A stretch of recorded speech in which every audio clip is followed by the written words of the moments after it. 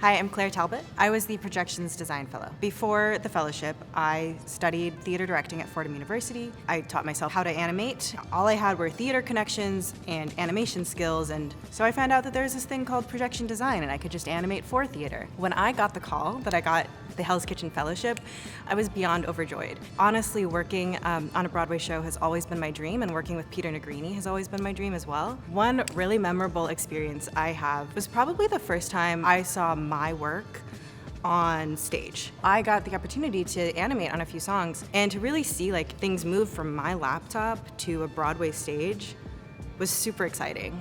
Working with Peter Negrini was super fun. Not only is he super talented, he is a really great boss. When you lead a studio that large and you're working on as many Broadway shows as he does, your greatest skill is not just your talent, but it is how you lead and how you manage people. I learned so many things about not just organization, but how to talk to producers to make sure that we have exactly what we need for our team. The thing that surprised me the most about working on projection design in Hell's Kitchen, the speed at which changes happen. I learned how to work a lot faster, which I really liked. The fellowship made a very big impact in my career. The next job I did after that was I was the lead animator for the North American tour of Harry Potter and the Cursed Child. And how did I get that? Because they saw on my resume that I worked on Hell's Kitchen. My dream after the Hell's Kitchen Fellowship is to constantly work on Broadway and design as much as possible, and hopefully one day win a million Tony Awards. The advice I would give to the next fellowship class is to talk to everyone.